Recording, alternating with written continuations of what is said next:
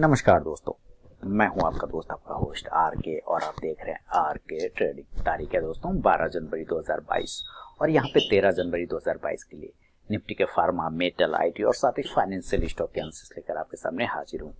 आज pharma, metal, IT और financial stocks के इंडेक्स ने कहाँ पे मूव किया, कहाँ पे स्टॉक्स ने मूव किया, सबके एनालिसिस करेंगे। अगर आर के ट्रेडिंग मोबाइल ऐप को अगर अभी तक डाउनलोड नहीं किया तो डाउनलोड कर सकते हैं। लाइव मार्केट में कॉल प्राप्त करने के साथ साथ शॉर्ट टर्म पोजिशनल कॉल, आप मार्केट रिलेटेड जानकारी के लिए भी, साथ ही टेलीग्राम चैनल भी आप ज्वाइन कर सकते हैं जहां पे ये सारी चीजें अवेलेबल है। तो चलिए फार्मा से स्टार्ट करते हैं। और फार्मा से देखिए, अभी इस एरो का तो काम हो गया, यहाँ पे अभी फ्लैग पैटर्न का ब्रेकआउट होते होते सक्सेस नहीं हुआ। 13,940 का आज इसने हाई लगा। इसके ऊपर की क्लोजिंग अगर ये कर देता, 13,900 के ऊपर भी कम से कम क्लोज करता तो एक अच्छा मूवमेंट बनता। लेकिन फिर भी इसने एक सिग्नल तो दिया था ब्रेकआउट का, जो मैंने यहाँ पे एरो लगा रखा था, बिल्कुल सब ब्रेकआउट किया, गैप अप ओपन हुआ, लेकिन वहां से फिर इसने डाउन साइड मूवमेंट दिखा दिया। खैर कोई बात नहीं, अभी भी हमारे पास चांस है, फार्मा में कोई दिक्कत नहीं। अप साइड के मूवमेंट 13,900 के ऊपर अगर ये निकलता है तो फिर मूवमेंट बनेगा जो 13,950 से 14,000 के लिए देगा। और अगर ये नीचे 13,750 के नीचे आता है तो फार्मा में गिरावट बढ़ेगा। तो आपको स्टॉक्स पे नजर रखना। एस्ट्राजेनेका देखिए, ध्यान दीजिए, 3,050 के ऊपर निकलेगा तो 3100 के टारगेट के लिए वैलिड हो जाएगा। और बिंदु फार्मा देखिए, इस cup with handle pattern, Aladdin का चिराग वाला जो पैटर्न बना हुआ है, इसके ऊपर ही, इसके ऊपर हैंडल पर वो ट्रेड कर रहा है। अब इस हैंडल पर ही इसका इंपॉर्टेंट है, 725 से 30 को ब्रेक करेगा तो 740 तक जा सकता है, और 745 के ऊपर अगर सस्टेन कर गया तो 760 तक। अगर इस चिराग के नीचे यानी कि 700 के नीचे, 705 के नीचे अगर आ गया तो फिर गड़बड़ हो जाएगा, 690 तक आ जाएगा। बायोकॉन की बात करें तो ये देखिए ब्रेकआउट के लिए रेडी हो चुका है बायोकॉन। अब ऊपर 366, ये 365 में कल भी बताया था कि 365 के ऊपर अगर ये बनेगा डिलीवरी लेके घर जा सकते हैं 375 से 80 के लिए। लेकिन अगर कल अपने हाई के ऊपर ये नहीं ट्रेड करे तो फिर मामला गड़बड़ हो जाएगा। 366, 67, 68 इसके ऊपर निकलेगा तो 375 से 80 तक का टारगेट देगा। कैडला हेल्थकेयर नीचे के लेवल को टेस्ट करा, लगभग लोएज कर, एकदम लोएस्ट प्राइस के पास हमें आ चुका है। 450 से 51 के ऊपर अगर ये निकलेगा तो 460 से 62 के ऊपर तक निकल के चला जाएगा। तो नजर रखें कैडला पर भी। तो 450 के ऊपर निकलने का वेट करेंगे। सिप्ला की बात करें, सिप्ला अपसाइड में अगर ये 920 से 22 के ऊपर अगर ये निकलता है या 25 के ऊपर, देखिए सिप्ला में एक नियम है, 920 के ऊपर निकलेगा पॉजिटिव, 920 के नीचे नेगेटिव। ये जब तक 920 के ऊपर अब नहीं जाएगा तब तक ये पॉजिटिव नहीं होगा। तो 920 के ऊपर निकलेगा तो 940 के लिए वैलिड होगा, और 900 के नीचे निकलने पर 890 से 880 के लिए वैलिड होगा। सिप्ला के बाद डिवीज लैब की तरफ बढ़े। डिवीज लैब देखिए अपसाइड 4590 या 4600 के ऊपर निकलेगा तो बाय करेंगे 4700 के लिए। डॉक्टर लाल पैथलैब फ्लैग का ब्रेकआउट होगा, अगर 3740 के ऊपर निकलता है तो 3800 के लिए वैलिड करेगा, और नीचे 3650 को ब्रेक करेगा, सेल करेंगे 3600 के लिए। डॉक्टर रेड्डी में मूवमेंट आ रहा है। देखिए डॉक्टर रेड्डी कल आपको, अगर ये सब आपको 4710 के ऊपर अगर ये कल ब्रेक करता है तो 4750 से 4600 तक के टारगेट कल ही आपको दिखाने की 4710 के ऊपर अगर निकलता है तो 4750 से 4800 के टारगेट के लिए ये पोजीशन बनाया जा सकता है। एक मोमेंट इसी जगह से बाउंस होना चाहिए, जैसा कि इसका फ्लक्चुएशन दिख रहा है मुझे, यहाँ से ये इस तरह से निकल जाना चाहिए अपसाइड में। डॉक्टर रेड्डी एकदम बिल्कुल सपोर्ट एरिया पे आके खड़ा है। ग्लेनमार्क फार्मा की बात करें तो ग्लेनमार्क फार्मा अपसाइड में 525 के ऊपर निकलेगा तो बाय करेंगे 535 से 40 के लिए। एक छोटे से एनआर रेंज में फंसा हुआ है, इस एनआर रेंज के ऊपर निकलने दीजिए, उसके बाद फिर हम लोग ट्रेड करने की कोशिश करेंगे। ग्रेन्यूल्स इंडिया ठीक ठाक है, इसमें कोई दिक्कत ऐसे नहीं है, जब तक कि ये 325 के ऊपर है ठीक है, और ऊपर 340 को ब्रेक करेगा तो 350 के टारगेट देगा। लुपिन बहुत ही बढ़िया, शानदार। लुपिन के शॉर्ट टर्म टारगेट मेरे कंप्लीट होने वाले और लगभग हो ही चुके हैं। अब कल अगर लुपिन वापस से ब्रेक कर देता है 955, 56, 57 को, तो ये आपको 975 से 80 तक के टारगेट लुपिन दिखा सकता है। कि लुपिन में एक ब्रेकआउट आने के चांस यहाँ से बिल्कुल बनते हुए दिखाई दे रहे, बिल्कुल यहाँ से ब्रेकआउट करेगा और अपसाइड के एक मूवमेंट बना के ये 980 से 1000 तक की तरफ भागने की कोशिश करेगा। नोवार्टिस की बात करें तो नोवार्टिस इस बॉक्स के ऊपर 800 के ऊपर पॉजिटिव होगा, 820 से 40 के लिए। पिरामल में देखिए शानदार मूवमेंट आ रहा है पिरामल में, अपसाइड में नजर के 2650 के ऊपर 2700, 2750 के लिए। STRIDE pharma risky trader position बना सकते हैं 465 के ऊपर 70 से 80 के टारगेट के लिए। सन फार्मा ठीक ठाक है, ऊपर के लेवल को अगर ब्रेक करता है 852 से 53 को, देन बाय का पोजीशन बना के 865 से 70 तक जाएगा, और जब तक ये 820 के ऊपर खड़ा है दिक्कत वाली बात नहीं है। टोरेंट फार्मा की बात करें, देखिए मूवमेंट बन सकता है, अगर ये 3180 से 90 के ऊपर निकलता है तो 3250 से 3280 तक दिखेगा, और 3250 के ऊपर क्लोजिंग हो जाएगा तो 3300, 3350 तक भी शॉर्ट टर्म में जा सकता है। वोकट फार्मा ब्रेकआउट कर सकता है, 430 के ऊपर निकलेगा तो 35 से 40 इंट्राडे में, और शॉर्ट टर्म में आपको 50 तक के टारगेट बना सकता है वोकट फार्मा। तो ये था निफ्टी के फार्मा पे व्यू। चलेंगे दोस्तों मेटल की तरफ। मेटल में सबसे पहले मेटल इंडाइसेस की बात करें, अच्छा मूवमेंट मिला मेटल में। और देखिए ऊपर के लेवल जो इसका रेजिस्टेंस एरिया 5700 उसको ब्रेक करने की कोशिश करता हुआ दिखाई दे रहा है। अगर इसके ऊपर ये ब्रेक कर जाता है तो देन आपको ये फिर 5750 से 5800 के मिलेंगे, देन मेटल में और भी मूवमेंट बनेगा। अडानी इंटरप्राइज देखिए 1850 के ऊपर, ये जब तक अब इस लाइन के ऊपर है 1800 के ऊपर तब तक ये मजबूत है। 1800 के नीचे फिर से 25 से 30 पॉइंट सेलिंग में चला जाएगा और वापस इसको पॉजिटिव होने के लिए 1850 को ब्रेकआउट करना पड़ेगा।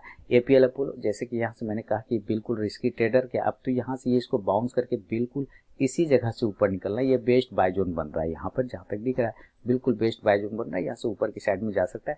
अगर ये नीचे के लेवल, उम्मीद है यहाँ से नीचे नहीं जाना चाहिए। अगर इनके 890 के नीचे निकलता है तो 10 पॉइंट और नीचे जा सकता है।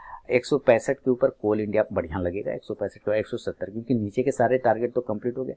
अब यही हमारे लिए रेजिस्टेंस एरिया बार बार बन रहा है। यहाँ पर से ये ऊपर की साइड में नहीं जा पाता है तो ठीक उसी जगह पे ये आके फिर से खड़ा होने की कोशिश कर रहा है। अगर इसके ऊपर ये निकल जाता है 165 के ऊपर तो 70 से 75 के टारगेट देखें। हिंडाल्को की बात करें मूवमेंट में जवान 500 के ऊपर निकलेगा 520 तक के टारगेट बन जाएंगे। हिंदुस्तान कॉपर तो ठीक ठाक है, अब 140 का वेट करेंगे। कल भी मैंने ये बात बोला था 140 का वेट करेंगे, उम्मीद है 140 आपको नेक्स्ट वीक तक में मिल जाना चाहिए। हिंदुस्तान कॉपर बढ़िया है, स्टॉक्स में पोजीशन स्टॉप लॉस लगा के 125 का चलेंगे। हिंदुस्तान जिंक 325 के ऊपर ऑलवेज पॉजिटिव और अभी भी ठीक ठाक है। एक छोटा स्टॉप लॉस 325 का भी यहाँ पे भी लगेगा तो कोई दिक्कत नहीं, टारगेट 340 के आसपास बन सकता है। जिंदल स्टील मूवमेंट करेगा 400 के ऊपर, 400 के नीचे जब तक है तब तक कोई भी पोजीशन नहीं। हाँ, शॉर्ट टर्म ट्रेडर अगर पोजीशन बनाना चाहे तो पोजीशन बनाएंगे 395 के ऊपर, टारगेट 410 से 20 के आसपास।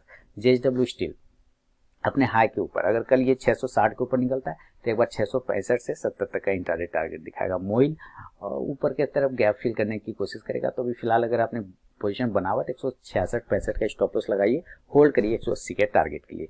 नेशनल एल्यूमिनियम अगर ऊपर के लेवल 114 से 15 को ये ब्रेक कर देता है तो फिर ये 120 के लिए वैलिड हो जाएगा। एनएमडीसी की बात करें तो एनएमडीसी में अच्छा पोजीशन है और अपसाइड में 143-44 को ब्रेक करेगा तो 145 से 48 की तरफ जाने की कोशिश करेगा। रत्ना मनी मेटल्स 1980 के ऊपर निकलेगा 2020 के टारगेट। सेल देखिए, सेल में यहाँ पर भी इसके लिए एक अच्छा एरिया बन रहा है। मैंने आपको एक बार और भी बताया था, इधर ही कंटिन्यू तो डेली करता हूँ। इसमें मैंने क्या बोला था कि ये जो लोएस्ट एरिया अगर यहाँ पे आपको मिलता है इसके आसपास तो बिल्कुल पोजीशन बनाइए। 100 से लेके 102 103 ये बढ़िया रेंज है ना सेल में, क्योंकि इसके नीचे ये मैं कई बार से देख रहा हूँ इसके नीचे ये जाता नहीं, जाता है तो ज़्यादा दिन ये होल्ड करता नहीं, वापस यहाँ से बाउंस आ जाता है। तो अगर इसको ऊपर जाना है तो यही एरिया है जहाँ से ये ऊपर जा सकता है और वापस 110 तक के टारगेट आपको दिखा सकता है। टाटा स्टील अगर अपसाइड में कल ब्रेक करता है अपने हायर लेवल 1150 तो 1175 से 1200 के टारगेट देगा। वेदांता 342-43 के ऊपर निकलेगा 350 के टारगेट। ब्लेसमेंट कॉर्प बहुत ही बढ़िया ब्रेकआउट आ चुका है, 186 के ऊपर कल निकलेगा तो 190 से 92 तक का टारगेट ब्लेसमेंट कॉर्प में भी देखने को मिलेगा। तो दोस्तों ये था निफ्टी के फार्मा मेटल पे व्यू। चलेंगे आईटी की तरफ और आईटी में सबसे पहले आईटी इंडाइसेस की बात करें तो आईटी इंडाइसेस बिल्कुल अपर जोन पे रेजिस्टेंस लेने की 38,900 पर रेजिस्टेंस ले रहा है। देखिए इसको पॉजिटिव होने के लिए 38,900 के 950 के ऊपर निकलना होगा, देन 39,000 के रेजिस्टेंस एरिया को दोबारा टच करेगा। लेकिन अगर अपने लोअर लेवल को ब्रेक कर देता है 38,400 को कल ये अगर ब्रेक करता है 500 को ब्रेक करता है तो फिर आईटी में थोड़ी गिरावट देखने को बनेगा। इस हिसाब से आप बिरला शॉप पे नजर रखिए, कुछ धमाल कर सकता है बिरला शॉप। देखिए जिस तरह की कैंडल बना रहा है ना, ये कुछ धमाकेदार करने के फिराक में, क्योंकि 2 दिनों से सेम कैंडल बना रहा है। अगर आप साइड में 580 ब्रेक करे 600 का टारगेट, नीचे के साइड में 565 से 66 ब्रेक करे तो 555 तक के टारगेट सेल साइड में दिखा सकता है। कोफोज की बात करें तो कोफोज में भी सेम कंडीशन है, 5,875 के ऊपर निकलने के बाद आपको 5,950 के टारगेट बनेंगे। हैप्पीएस्ट माइंडसेट अप साइड में 1300, देखिए मैंने शॉर्ट टर्म कॉल दिए थे हैप्पीएस्ट माइंडसेट में और लगभग वो सही है, कोई दिक्कत नहीं। इस बॉक्स के ऊपर है तो अच्छी बात है। अगर इस बॉक्स के नीचे रहेगा अपना छोटा स्टॉप लॉस लगा के ट्रेड करते, ये अपर और लोअर लेवल की तरफ जाने की कोशिश करता है। दोबारा से 1350-55 को ब्रेक करे तो फिर पोजीशन बनेगा 1375 से 1400 के लिए। एससीएल टेक्नोलॉजी अप साइड में जाने के लिए रेडी है, 1360 के ऊपर निकलेगा तो 1400 के अंदर 1380 से लेके 1400 तक के टारगेट दिखाने की कोशिश कर सकता है एससीएल टेक्नोलॉजी, तो जरूर नजर रख के चले। इसके अलावा एचसीएल टेक्नोलॉजी के अलावा इन्फो एज की तरफ बढ़े तो इन्फो एज में जो पोजीशन बनेगा 5700 के ऊपर बनेगा 5800 से 5900 के टारगेट के लिए।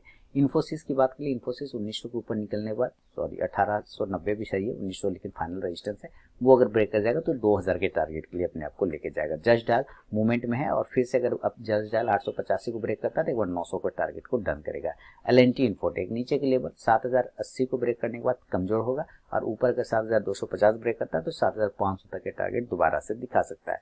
माइंड ट्री ठीक ठाक है, कोई दिक्कत वाली बात नहीं। माइंड ट्री में मैंने शॉर्ट टर्म कॉल भी दिए हुए और इसका जो बाइंग मैंने माइंड ट्री के दिए थे कल ही, माइंड ट्री का शॉर्ट टर्म कॉल आपको मैंने दिया है, मैं एक बार अपने रजिस्टर देख लूँ, 4630 के ऊपर और पहला टारगेट 4660 का, तो आज का हाई है 4648 का, तो लगभग लेवल एक्टिवेट है और एक लगभग टारगेट के आसपास भी पहुंचने का कोशिश किया। तो कल वापस से अगर ये अपने हाईयर जोन 4650 को अगर ये ब्रेक करता है तो ये आपको 4700 से 4750 तक का मिलेगा।